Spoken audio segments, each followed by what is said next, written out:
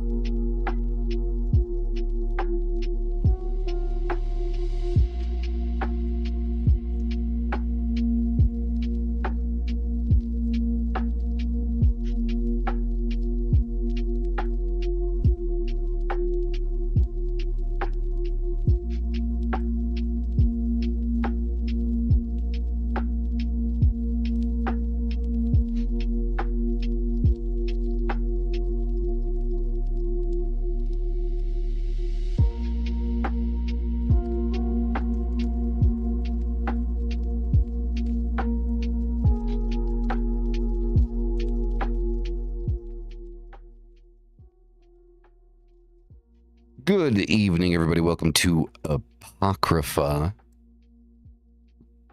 the best and only Apocrypha podcast on YouTube.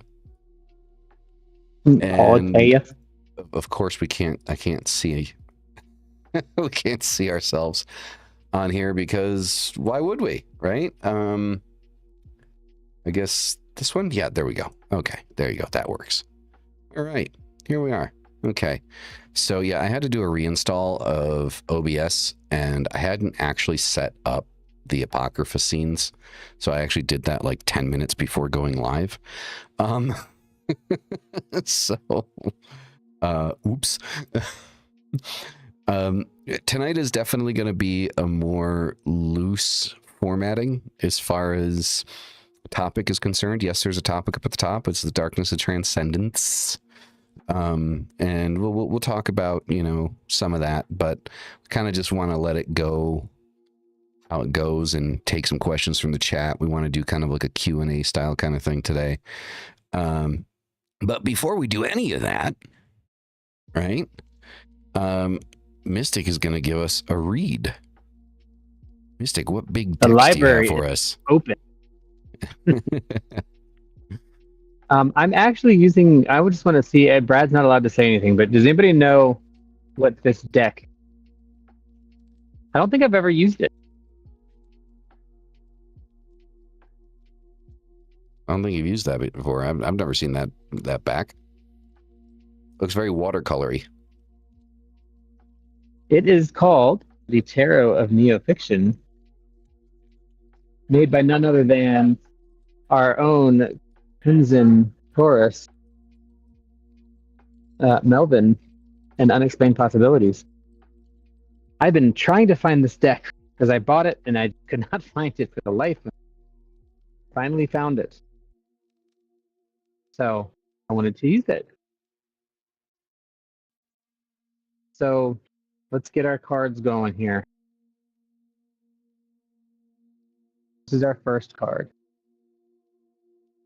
So I guess one thing to kind of know about this deck is it's written with no book, and some of the names are a little bit different, and some of the expectations are kind of changed a little bit, even though there's some loose association on the imagery. So the gallant, this would be similar to a knight, and it's hard to see, but he's holding a pearl, and in this deck, the pearls are, for me, the cups, right, associated with the water. And so the Knight of Cups, basically what we're looking at here, and it's this idea of just things are just excellent. It's like a Renaissance mindset of idealism where things are just going well, and you know everybody's sipping the nice expensive wine at the top of the building and toasting, and you know everything is just going very well and beautiful. And that's kind of what it represents, the energy. And I feel that. I think for the last couple of weeks, the energies have been going very well. It's been busy. The energy's been busy and very high energy, but it's been good. It's been very giving us this mindset of things that are just going well. And we can expect that, I think, to continue a little bit, despite everything else. So for me, Knight of Cups shows up, and it's this idea of going out and making sure that we're experiencing things fully. So make sure that you are, like they say, Jay, stopping and smelling the rose, that you're really just taking in the wonder of all the things that's really important with any of the cups, really.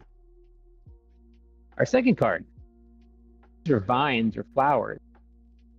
The four of what I'm going to call pentacles, just because it's art related. So I'm going to point that out. And what's really cool about the Four of Pentacles, this is often for me, the miser card. It's the card that says you need to stop spending money frivolously, you need to save, and it's not just money, it's time. Anything in the physical world. Stop giving it away freely. Start conserving some of it yourself. Unfortunately, it can also go into this type like hoarding phase or holding on to resources too much. In order for us to use our Knight here of Cups, in order for us to have that romanticism ideal and really enjoy the energy that we have to let loose a little bit and not hold so much. But we also don't have to spend everything either.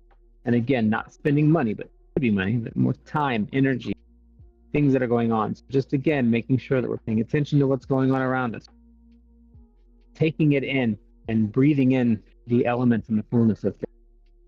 And then we move to the 3, also, and it vines or flowers, whatever you want to call it.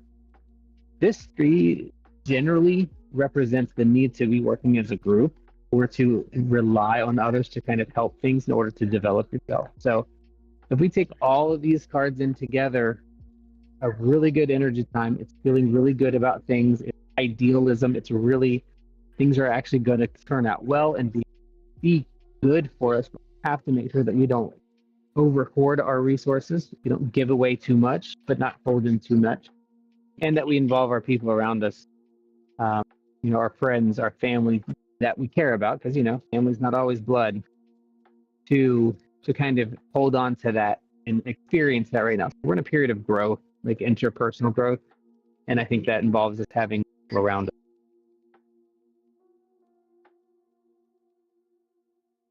Nice. But that's Yeah. what we do. Yeah. And you've never read that read from that deck before? I think you've read from his deck before. Or is that like a secondary one? I don't know. I might have, but I don't know that I have ever done it on here. After I bought it, like almost the same week, I lost it and couldn't find it until just 2 days ago.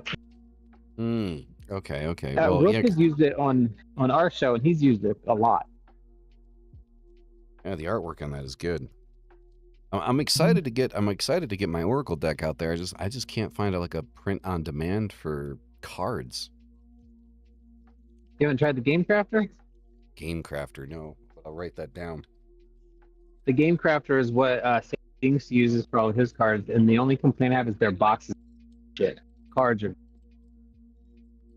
the boxes, they fall apart. Okay. There's 2, and I'll see if I can find the other one. But the Game Crafter is one. It's an on-demand print, and you can give people options to print quality too. Like they can pay an extra $10 to get more quality if they want, kind of thing. I don't know. The other one is. Trust me, I bought many a tarot decks. Yeah. Well, we all know of your love and obsession with tarot, man. So. I don't think it's tarot. I think it's cards. I have like shit ton of Magic Gathering cards. I think I'm just a hoarder. Let's go be honest. Peter McKinnon has his own deck of playing cards, which are really cool. So like those 2. Yeah, Peter McKinnon's like really he's a photographer, but he's really into kind of like like a darker aesthetic. Not like, I wouldn't necessarily say goth, but I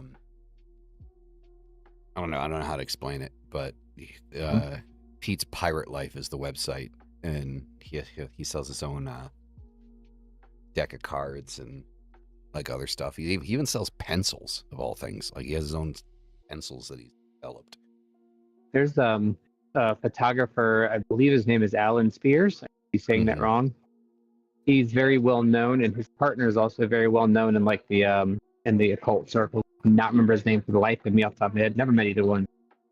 I followed him. And He has a absolutely gorgeous. It is highly male erotic, but it is really good. And he does, not Alan, but Alan's the photographer. The other one.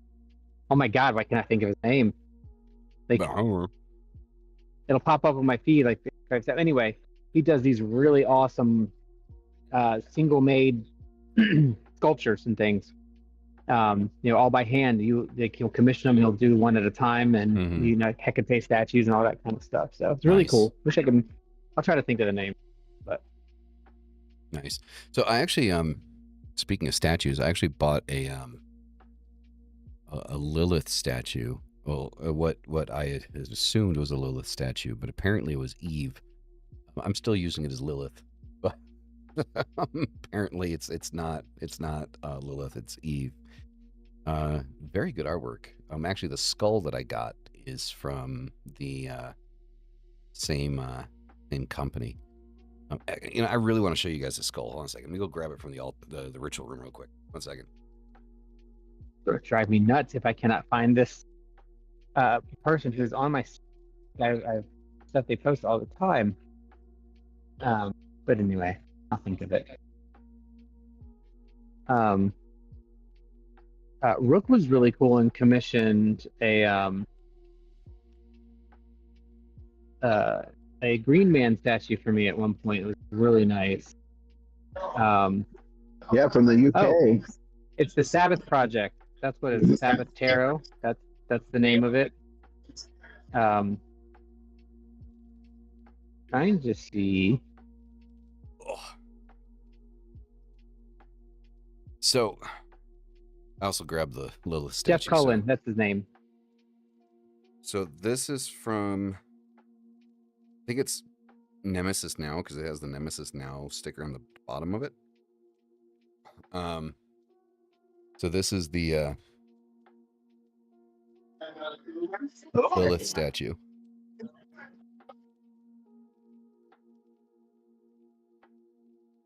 Nice. So, yeah, I love this thing. Snake and all of that stuff. I think that's cool. And then, like, my pride and joy right now is this right here. It's awesome.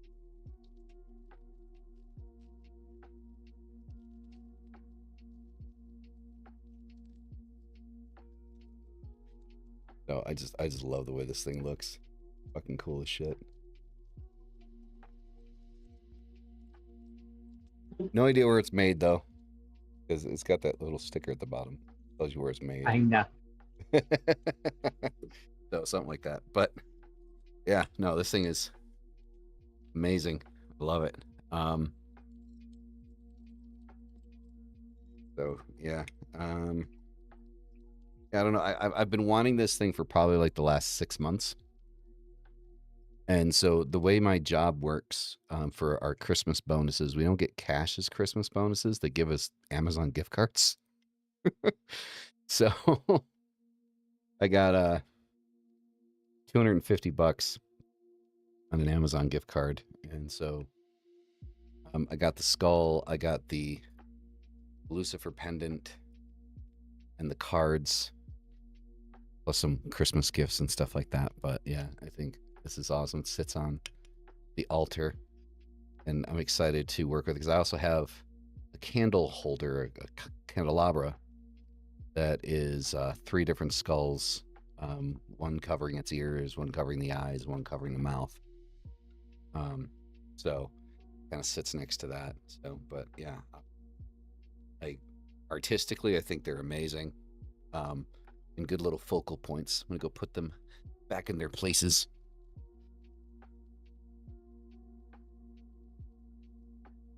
I'm going to write up a little thing here for a minute. Card for those for spending Christmas alone. The card I pulled for that when you posted that was the Ace of, or the one of pearls in the deck, or the Ace of Cups, which, as we know, signifies the rawness of emotion and all things of the water, of flow, of energy, of things being able to move back and forth, slowly carve and handle over time. So with a focus on, new beginnings of friendships and things that make you happy and joyous, but also paying attention to make sure we're not allowing things to bring us down or put us down. So never fun for many people to spend Christmas alone unless you're like me. There's a lot of people that were around us for Christmas, but I don't particularly like being around a lot of people at Christmas or holidays. It's very stressful for me. I don't like it. I want to be left alone to myself and just read and do stuff, but in those cases, maybe some good solid meditation and letting your mind just go wherever the hell it wants. True that. Mm-hmm. No, this year is going to be, I think, probably the beginning of some really cool traditions in my household with Christmas coming up. I mean, obviously, you got the normal traditions, right? Like, the Christmas tree and stuff like that. But now it's like, it's me, Dyra, baby, my son. It's like, it's a full house, right? So, oh no, I'm excited for it. I'm excited for it to come up and stuff like that. Like I spent stupid amounts of money on everybody, so I am looking forward to people's reactions to their gifts. So, oh look, you got Santa Claus behind you in an ugly Christmas sweater and a Santa hat. There's about 30 of those around the ugly sweater and Santa party.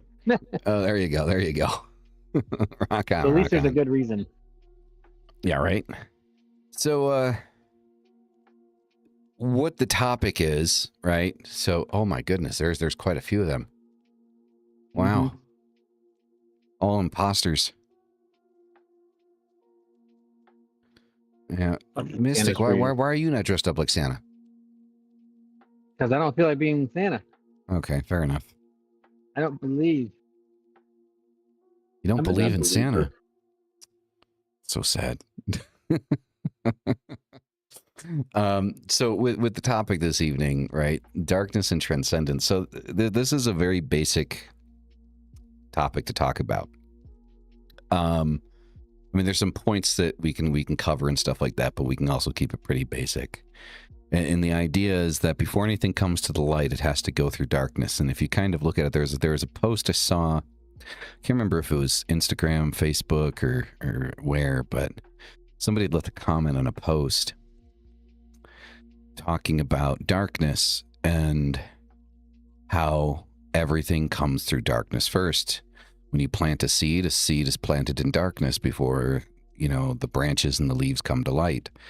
When, you know, a baby is developing in the womb, you know, it is developing in darkness, you know, before it comes to the light.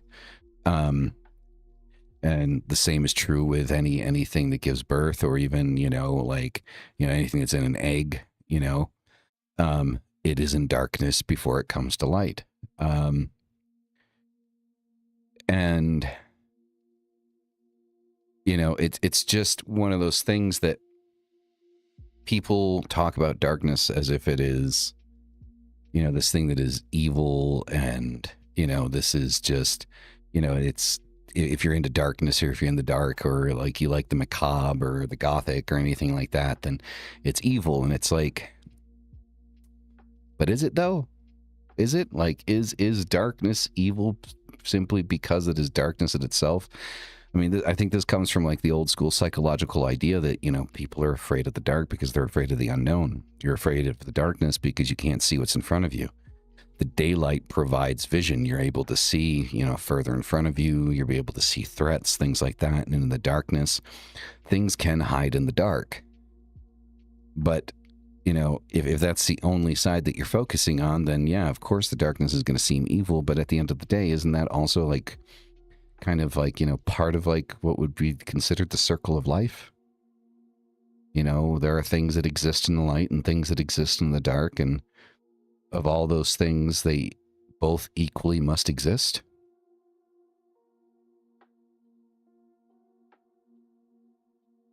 Gentlemen, you guys have any thoughts?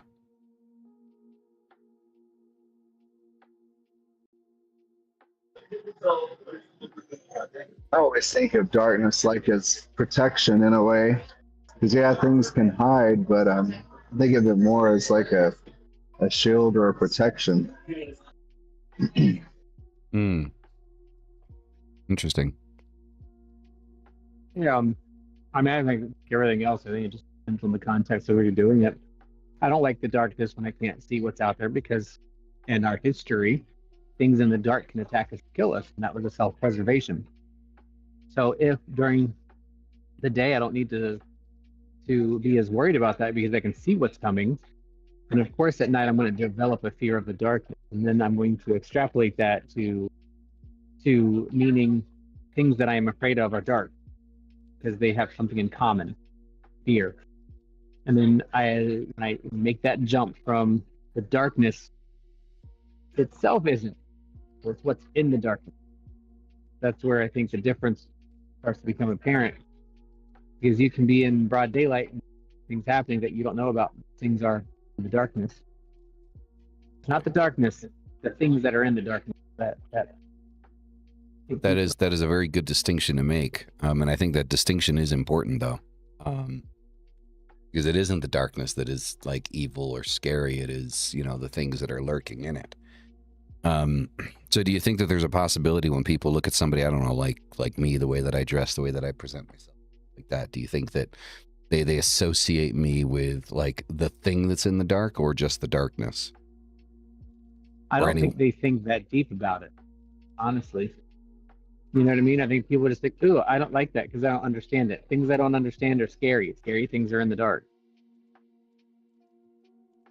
Like, it's really, really stupid operant condition. It does. It most definitely does. I mean, I don't know, man. I've always been like, up until like maybe the last 3 years, because of work, right? Because, you know, work has forced me to be a morning person. I've usually been like, I'm usually like a night owl. Like, I enjoy being awake at night, working at night. Like, there's just, for me, like, it's just, there's a certain level of serenity in the darkness, knowing that the rest of the world is asleep. You know? I have to. Right now, it's, I don't know. We'll be waking up soon in the UK, right? Was that? So they'll be waking up and very soon in the UK, right? So the rest of the world's not sleeping. It's just our little Yeah. personal area. Yeah, this is true. Well, I That's mean, the other thing that I think is anybody cool close about- enough to bother me is sleeping. Exactly. I think that's also important. Like, talk about, you know, the way things are perceived, right? We perceive that when we are up and everybody else is asleep and everybody in the world is sleeping, there's not. And a lot of people, I would venture to say, majority of people don't have the ability or desire to think about the potential for other people to perceive things differently. Mm-hmm. So that's why we're set in this. Like, I'm not afraid of the dark, but I mean, I don't want to be outside at dark. I don't know if there's a coyote that's desperate that's going to come try to eat my egg. I can't see. But in my house, when I'm home alone and it's dark, it's creepy. I don't think I'm really afraid of it, but I'm assigning the idea that somebody, you know, there's a weird noise or something's amplified, that somebody could potentially, because this does happen, broken into and murdered in the house. Yeah, I mean, Usually things at night. happen. You know, that's true. So, but the darkness we're talking about, I think, is people have assigned it darkness because they're feared, afraid of things, and when people are afraid of things, they just have no desire or capability mentally to try to figure it out, even if it's unfounded. Right. Yeah, Nocturne. I used to love walking around at night. Don't do that in Mexico. Like, that's not a good idea. Like, and probably not in most parts of the States at this point. But I also used to love walking around at night. I think some of my fondest memories from my adolescent years were walking around a cul-de-sac with a bunch of friends, drinking disgusting alcohol. Boone's Farm. Right? Like shit that should be used to degrease engines and stuff. Not getting Barnett's drunk. vodka is not quality vodka. Neither is UV. Sorry. So, right. Degreasing engines and killing brain cells. Getting a headache thinking about it. Right? Oh, fuck. Some of my best memories are at 2, 3 in the morning at the beach. Small group of people, nobody else out. You know? Do we think that's is that the company or the darkness itself? Or the combination? It's the fact, to me, because I do have a weird relationship with light. I have some quirks about light. But I think it's the fact that despite what the general consensus is of the level of danger, that those people are willing to come out there and be there with you in that. But also, we really weren't afraid. Like, there wasn't a whole lot of fear where we were. Like, now, there's no way I would do it in that same area. You'd get shot, get killed. It's changed that much in 30 years. There's no way I would go out to that same location at night. Well, I mean, a lot can change in 30 years. I mean, that's barely in the daytime. But all of my best memories have been after midnight. I think that needs to be a t-shirt. what all my best memories are at night. After midnight. After midnight. That is a good idea for a t-shirt. All my best memories are after midnight. Shit.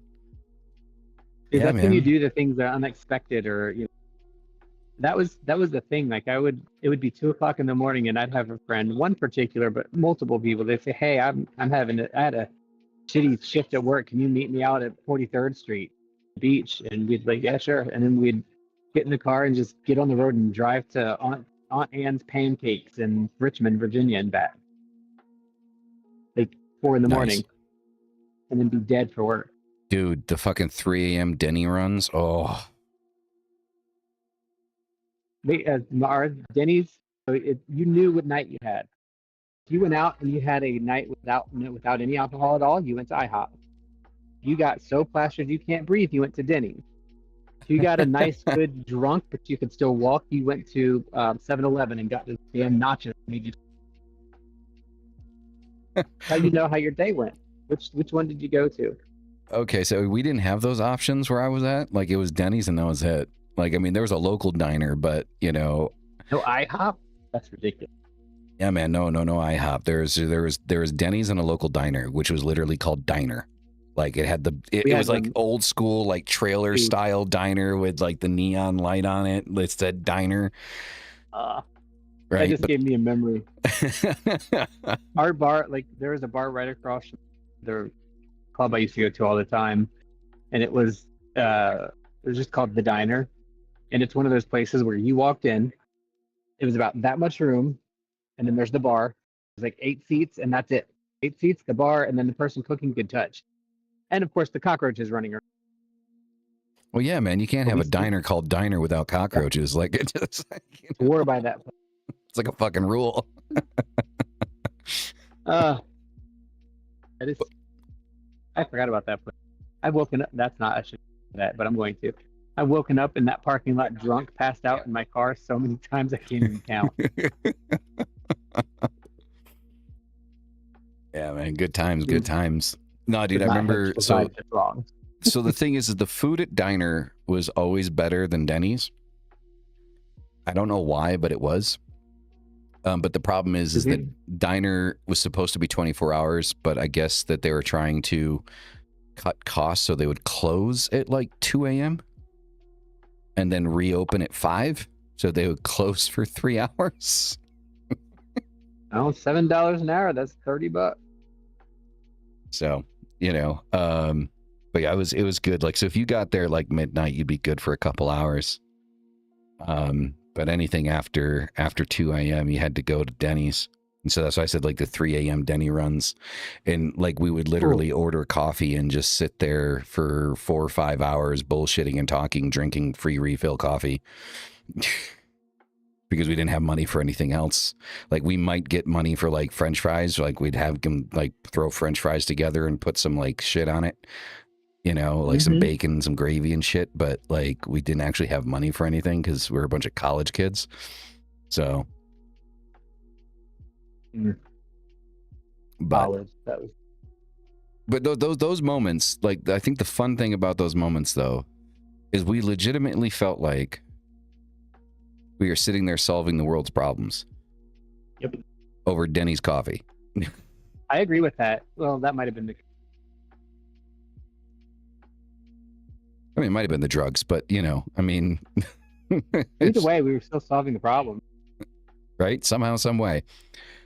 Yeah, those conversations were great, man. Though those are like I can't even remember the details of any of those fucking conversations. I really can't, but I remember having them, and I remember like the excitement and the thrill of just sitting there at like 3 o'clock in the morning drinking coffee and just talking about shit, whether we're talking about music or movies or politics or whatever, back when you could talk about politics without getting yelled and screamed at. Like when it was just another topic to talk about. Yeah. I mean, if you think about it from a time perspective, that's why I say, and obviously I've had really good memories getting married, all that stuff. I have good memories, but there's something about those random overnight things, and I think a lot of people experience that. Even people who forget that and then go on to be the high and mighty, don't go into the darkness. That's darkness and all that bullshit. Yep. I think that's what bothers me the most. Yeah. But I get why people are afraid of the dark, because the dark has so many different meanings. It can mean the physical dark, the mental dark, depression dark, anxiety dark, I think, PTSD dark. but I All think just so many. sometimes darkness feels like home though. Like I think for me, like I would say that like, it felt like home. It felt safe because the thing was is like, I was, always getting, ribbed on because of how I dressed and how I looked. I was a lot more extreme then than I am now, as far as like how I looked and shit. And, I always like, I wouldn't go out without putting my makeup on, it was like an everyday thing. And I didn't care that I got ribbed on. That didn't really bother me. But, the thing was, is like the nighttime, the darkness, that was a refuge because, those people weren't out. They weren't around. I didn't have to be, next to those people during that time period. And there's just something about empty city streets, walking around in the middle of the night. There's nobody out, just the street lights and the crickets and you. And yeah. There's something about the thought of this, the chat room. Like if you just look in the chat, the people that are in this conversation, around this conversation, are those that don't view the darkness that way. But we're the minority. You can guarantee that, right? You know that. Yeah. One of my favorite songs and my favorite feelings in the world is riding a motorcycle at night on an empty street with the street lights, because it gets this pulse to it. There's a song by a group called Pedastic called City Lights, and it's just that song and having the pulsing of the street lights going over you as you're driving on an empty road, especially in a motorcycle. It is transcendental. It is akin to meditation. It's something. I call it the QR code. Certain meditations, certain sounds like binaural beats, and certain physical things, when they all come together, the music, the sound, the lights, and the pulsing of things, it's like a QR code that all comes together and it clicks and puts your body and your mind in the space it's supposed to be. I feel that, man. Like my walking music, like when I would walk around the city by myself at night, like it would be like it would be the Deftones, dude. Like it would be like fucking Passenger or shit like that, or I guess what people would call shoegaze music now. It's cadence. It's the repetitive motions, the cadence, the binaural beats. That's what gets me usually. But that particular song, I'm gonna listen to on the way home. Yeah, no, it's just, man, I remember how many times like me and my friends got in trouble for going into the cemetery at night. Like there was this giant cemetery in the town we lived in. Got a really good memory. I have to share it in a minute. And oh my god, we would always get chased out of there. Like we'd get like a good solid hour, and then we'd just inevitably get chased out of the cemetery. Dude, we get chased out so many times at the cemetery near Granby Street. But I don't know if you know where it is. It's on one of the corners going to the Lambda bookstore. Had a friend of mine. He's unfortunately passed. But we would get caught like running. Like we'd be there for an hour. We'd do just hang out. We didn't vandalize anything. We weren't that kind of group. And usually near the end of it, the cops or the security would come in, and they would always catch us because our friend did not like to wear his shirt, and he glowed in the dark white. Like this is a white part. Like he looked like he had like he was a light bulb. So every time we would run out of that place, and we'd get caught every time. But back then, 90s, we didn't really get in trouble for that stuff. We just got, because we weren't breaking anything, we weren't hurting anything. Yeah, no, same. That one for me, it's like early 2000s, but yeah. you know, but like, no, we didn't really get in trouble. We just like, you know, the caretaker would just chase us out, you know. I remember one time that we did have to jump over the fence of the middle of the cemetery because I guess he got really tired of chasing us out of there, and there were cops on either end of the exits. Like, so there was like one exit on one end was on the other side of the city, and then one on the other side where we would go in. And there's like, we saw cops on either side of it. Like, oh shit. And so we just ran over and jumped over the fence and took off that way. So, but yeah, nothing ever happened. That's the white person, my friend. I'm sorry, I shouldn't write a picture. That's kind of what I have this after. That was the game we used to play all the time. Guy. There you go. He was so fucking white. Oh my god. Glowed in the dark. You know, I just had another memory too, and this is about darkness. I get holidays are not happy for me. I have a lot of bad memories and bad things associated with, especially Thanksgiving and Christmas. And we've been able to change some of those things. But one of the things I remember the most as a kid is sitting in a car and driving to my aunt's house or somebody for Christmas. People that are just, they're not good people, you know, that just treated people, my mom like crap and all kinds of crap, but be sitting in that car falling asleep and watching the lights as it goes over the car, and that it makes that beat, you know, as the lights go past each one. It's something. I wonder if that's why I'm a flashlights and having lights at all times. Look at us doing therapy.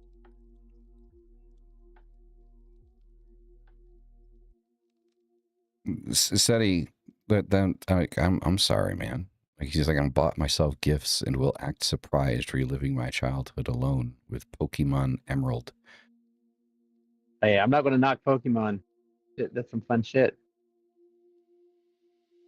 You know, like, I don't know. I mean, I've had my fair share of, like, you know, birthdays by myself, Christmases by myself, stuff like that. And yeah, they suck. Like, you know, when you pass a Christmas or, you know, a birthday and there's nobody to, you know, wish you well or anything like that, it kind of sucks, you know. But I think those are reflective moments, I think, is what they are. You know, like, is it those moments can feel like darkness, right? Those can feel like another type of darkness, like the other type of darkness that we're talking about. Because even though we're people that do enjoy the dark, we do still use the term darkness in, you know, it's an inevitable, you know, dualistic term of dark and light being positive and negative, you know, so we still do, you know, refer to things as being dark and by such being, you know, negative by association. But I think that's more learned behavior than anything else. You know, but like Mystic said, I think it does kind of come down to like the darkness kind of having multiple meanings and deeper meaning, you know? So I'm thinking when people are having thoughts, they generally describe them as dark. And I think I think they actually mean dark. They're dark images, but it would be interesting to see and track. We know it a little bit off the top, just knowledge. It would be neat to track and really understand where that comes from. Because when people are having depression and serious events, it's like it felt dark. The world felt like it was closing in on me. When you feel like you're losing it or, you know, passing out, things go dark. And it's not blackness; it is the lack of somethingness. Mm-hmm.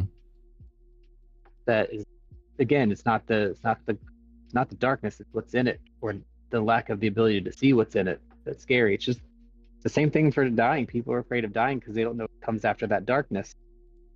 Because everything's black, it's just gone. Yeah, no, definitely. I mean, I think maybe like a more appropriate term for it would be kind of like emptiness, because you said it, right? It's like the empty, right? It's like it's the lack of something, it's the missing of something. So it feels more like emptiness than darkness, doesn't it?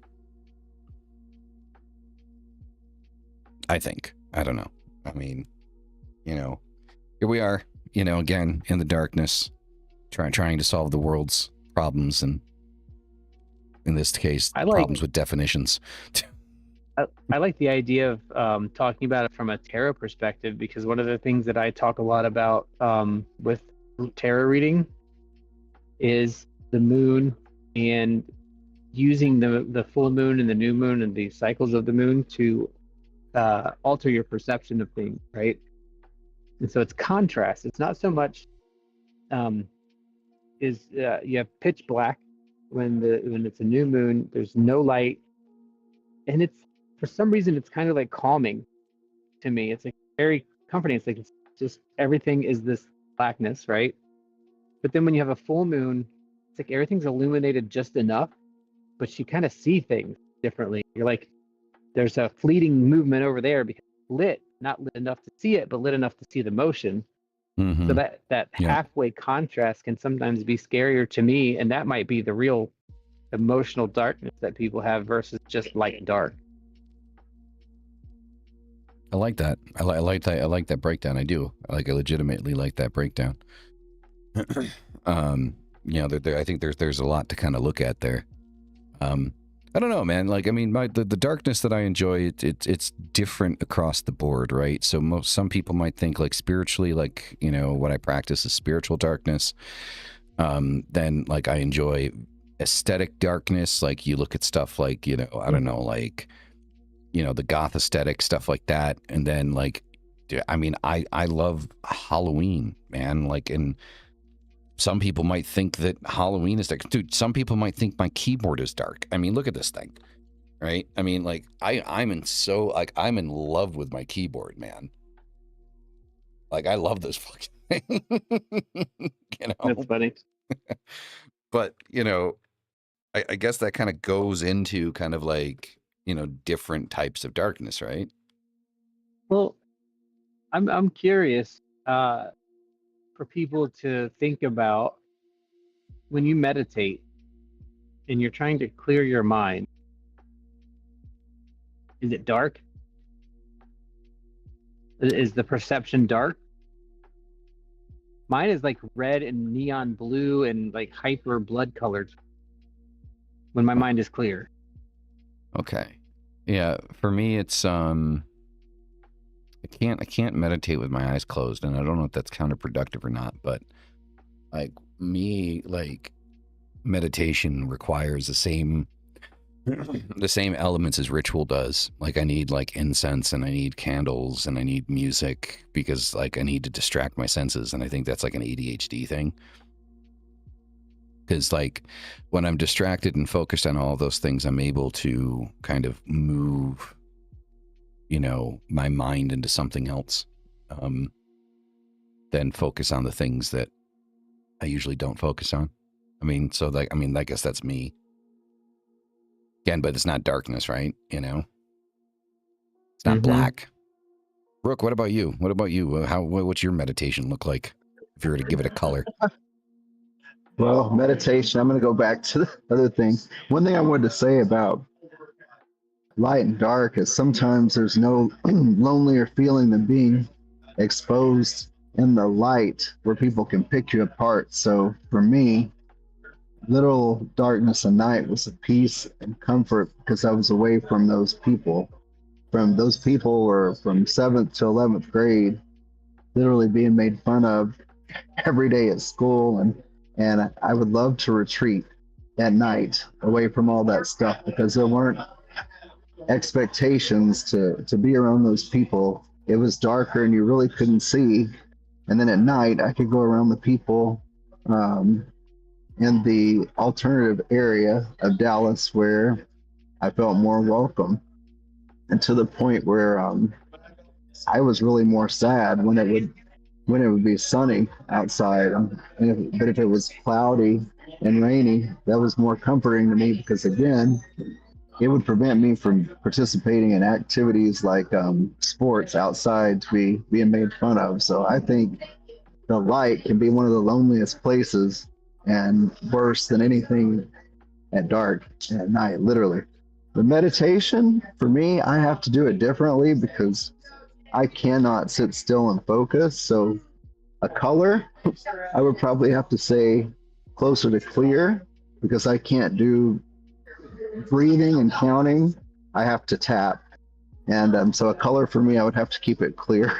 I don't know why. That's my color for meditation. I mean, that works. I mean, like the whole, you know, sports things, the working outside. Like when I was a kid, dude, I hated going outside. I hated it. I was like, I wanted to be inside. And so, like, if it was torrential downpour, thunderstorm type shit, dude, I loved it. Like, and to this day, like, I love thunderstorms. I mean, not so much here in Mexico because the infrastructure sucks. So anytime it rains, like if the wind blows too hard, the power goes the fuck out. So it kind of sucks. But like, you know, on those occasions where, you know, the electricity stays on, the internet still functions, and it's raining cats and dogs outside. Yeah, man. Like, I mean, I'm right there with you. Like, I love it. So why am I in Mexico? Because it's cheap, man. Like it's cheap. All right. I have a 2-floor, 3-bedroom house I pay less than $1,000 a month on. Let's just put it that way. It is cheap. In a gated community, I might add. So, in case anybody decides that they want to show up. Yes, I do, Evil. I have a 9-to-5 job for a small tech company, software company based out of Utah. So, you know, it's funny though. So, when people think Utah, they think Mormon. And sure do. Although that's where I got my master's degree, was in Utah. Okay. But apparently, so my the vice president, the vice president of the company, is the complete opposite of what you think, you know, somebody living in Utah would be. Like he's gone as far as saying that, like, apparently he is sat in on a couple of these shows and he likes them because back when I first started working there, like they didn't care about my tattoos or my piercings or anything like that. And I was like, I'd like to, you know, list them as a place like, you know, that's safe for people like me to work at. And he's like, as much as we enjoy watching your show, we kind of want to keep the company out of the space. And I was like, all right, cool.